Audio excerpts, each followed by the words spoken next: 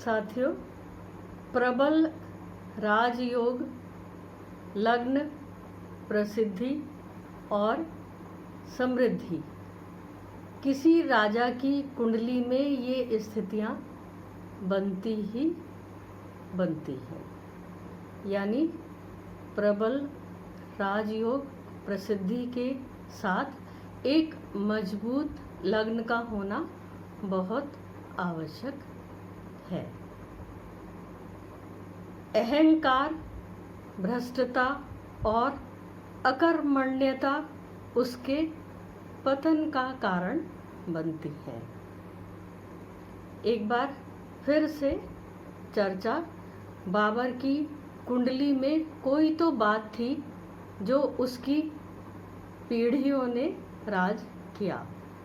और थोड़ी सी चर्चा उत्थान की करें ग्रहों के माध्यम से।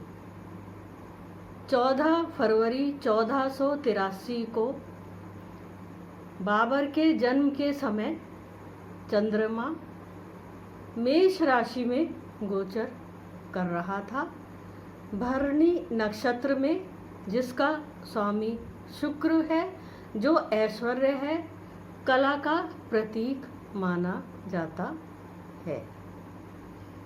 मंगल की ही राशि वृश्चिक में केतु, कुंभ लग्न में सूर्य बुध का बुधादित्य योग, दूसरे घर में उच्च का शुक्र।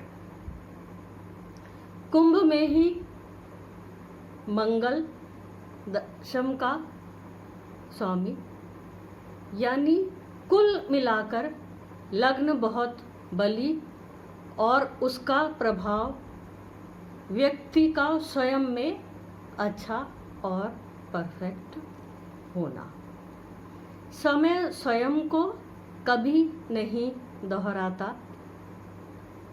जगत में इतनी विविधता इसी कारण से है, पर इतिहास स्वयं को दोहराता है और योग एक दोहराई जाने वाली सामान्य घटना है जो प्रारूप बदल बदल कर जन्म लेती रहती है।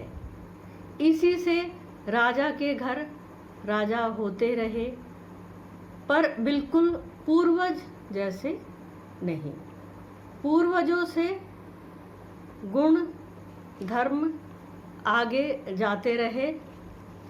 उनका जीवन कमोबेश अपने पूर्वज की तरह ही उसी पैटर्न पर राज्य और सुख संपदा से भरा रहा। और स्वयं के प्रयास से, हमने शुरू में ही बात की, लग्न का बली होना उसके लिए अत्यंत आवश्यक है। पर उसी साम्राज्य में उसी का वंशज हुआ, यानी बाबर का वंशज हुआ, रंगीला राजा के नाम से प्रसिद्ध मोहम्मद शाह रंगीला।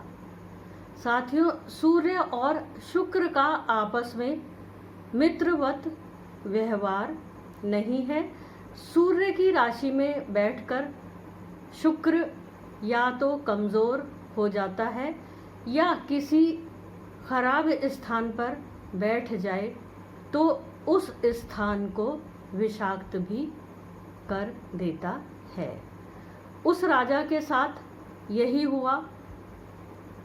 वो भोग विलास में डूब गया और उसका शुक्र खराब होने से उसका समस्त साम्राज्य नष्ट हो गया। मोहम्मद शाह रंगीला 7 अगस्त 1702 को जन्मा। उसकी कुंडली मकर लग्न की थी और शुक्र उसका पंचमेश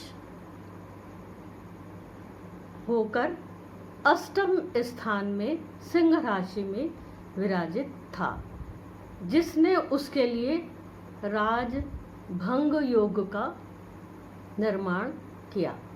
उसके समय दरबार में ख्याल गायकी, नृत्य और कला को तो बढ़ावा मिला, जो कि शुक्र के कारकत्व हैं, पर उसमें स्वयं को डुबोकर उसने स्वयं को ही स्वयं के द्वारा नष्ट कर लिया। आज अगस्त माह में ही भारत के एक आधुनिक परिवार या खानदान की बात भी आज कर लेते हैं। 22 अगस्त को राजीव गांधी की मृत्यु हुई थी। अगस्त माह में ही 20 अगस्त 1944 को राजीव गांधी का जन्म हुआ और उनका सिंह राशि में ही शुक्र, एक राजा की तरह ही उन्हें भी अपने परिवार से गद्दी मिली। विपरीत परिस्थितियों में ही सही, विवाह उनका पूर्व ही हो चुका। जिस समय उन्हें गद्दी प्राप्त हुई उनकी आयु 40 वर्ष के आसपास थी। लग्न उनका भी बड़ा मजबूत था। वो एक प्रसिद्ध व्यक्ति के रूप में पहचान रखते थे। उनकी ये नैतिक जिम्मेदारी बनती थी कि अपनी परिवार की प्रतिष्ठा के अनुरूप एक भारतीय और समृद्ध परिवार की कन्या से विवाह करते। पर सिंह राशि के शुक्र का विलासता ने ऐसा होने नहीं दिया, यानी कि उनका शुक्र भी सिंह राशि में था और योग घटित होने के रूप व्यक्ति के अनुसार बदलते रहते हैं। सिंह राशि में बैठे शुक्र की विलासता का योग उन्हें इस प्रकार मिला कि उन्होंने वंश के पतन की कहानी का आरंभ किया एक विदेशी महिला से विवाह करके, जो भारतीय संस्कृति से एकदम विरुद्ध संस्कृति से आई थी।